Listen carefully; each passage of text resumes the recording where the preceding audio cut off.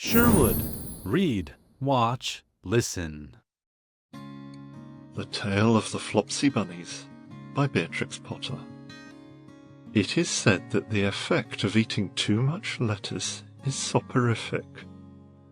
I have never felt sleepy after eating lettuces, but then I am not a rabbit.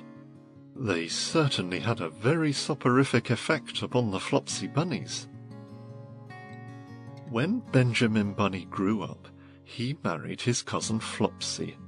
They had a large family, and they were very improvident and cheerful.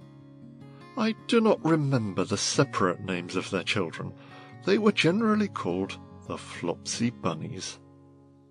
As there was not always quite enough to eat, Benjamin used to borrow cabbages from Flopsy's brother, Peter Rabbit, who kept a nursery garden.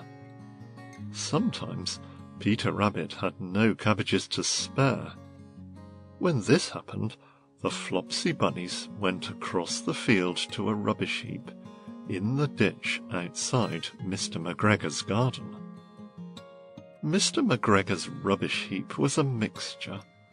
There were jam pots and paper bags, mountains of chopped grass from the mowing machine, which always tasted oily, and some rotten vegetable marrows and an old boot or two.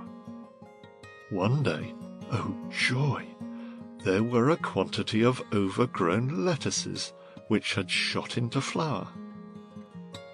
The Flopsy Bunnies simply stuffed lettuces. By degrees, one after another, they were overcome with slumber and lay down in the mown grass. Benjamin was not so much overcome as his children. Before going to sleep, he was sufficiently wide awake to put a paper bag over his head to keep off the flies. The little Flopsy Bunny slept delightfully in the warm sun. From the lawn beyond the garden came the distant clackety sound of the mowing machine. The blue bottles buzzed about the wall, and a little old mouse picked over the rubbish among the jam pots. I can tell you her name. She was called Thomasina Tittlemaus, a wood mouse with a long tail. She rustled across the paper bag and awakened Benjamin Bunny. The mouse apologized profusely and said that she knew Peter Rabbit. While she and Benjamin were talking close under the wall, they heard a heavy tread above their heads, and suddenly Mr. McGregor emptied out a sackful of lawn mowings right up on the top of the sleeping Flopsy Bunnies. Benjamin shrank down under his paper bag. The mouse hid in a jam pot. The little rabbits smiled sweetly in their sleep under the shower of grass. They did not awake because the lettuces had been so soporific. They dreamt that their mother Flopsy was tucking them up in a hay bed. Mr. McGregor looked down after emptying his sack.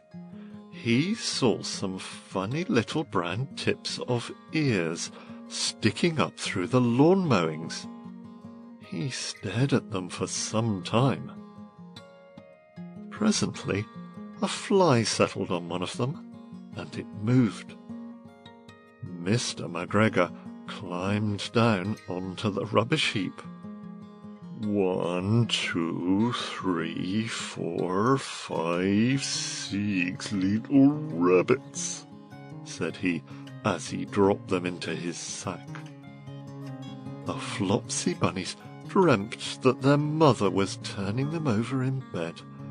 They stirred a little in their sleep, but they did not wake up. Mr. McGregor tied up the sack and left it on the wall. He went to put away the mowing machine. While he was gone, Mrs. Flopsy Bunny, who had remained at home, came across the field. She looked suspiciously at the sack and wondered where everybody was. Then the mouse came out of her jam pot, and Benjamin took the paper bag off his head, and they told the doleful tale. Benjamin and Flopsy were in despair. They could not undo the string. But Mrs. Tittlemice was a resourceful person. She nibbled a hole in the bottom corner of the sack.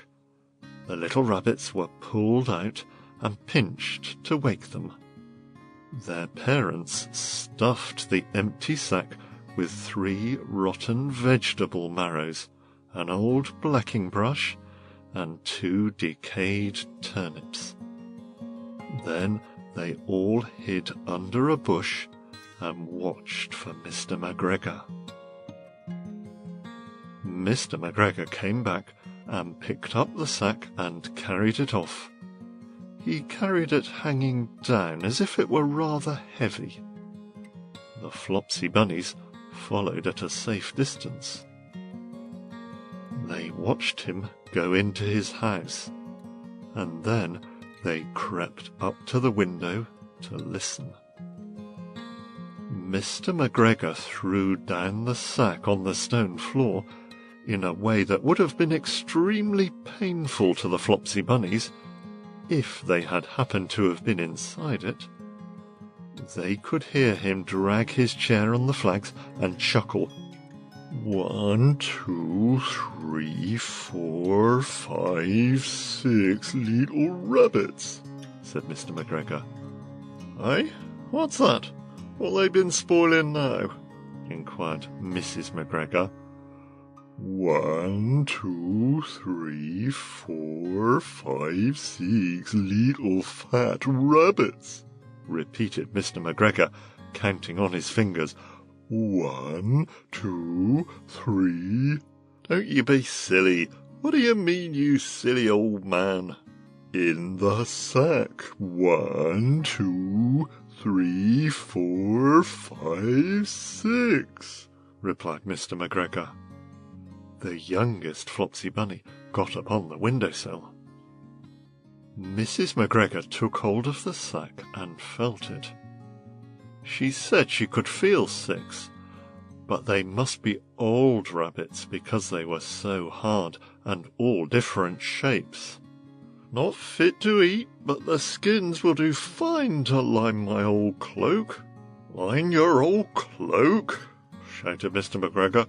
I shall sell them and buy myself baccy. Rabbit tobacco? I shall skin 'em and cut off their heads.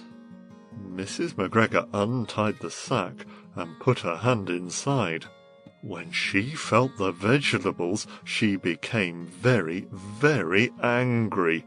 She said that Mr. McGregor had done it a purpose. And Mr. McGregor was very angry too. One of the rotten marrows came flying through the kitchen window and hit the youngest Flopsy Bunny.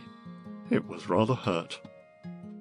Then Benjamin and Flopsy thought that it was time to go home. So Mr. McGregor did not get his tobacco, and Mrs. McGregor did not get her rabbit skins.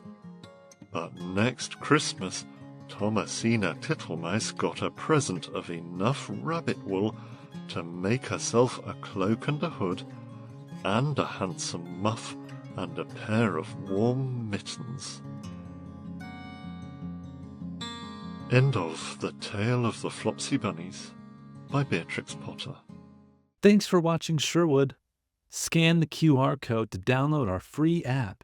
Subscribe for unlimited access to books, audiobooks, podcasts, movies, and shows. See you next time.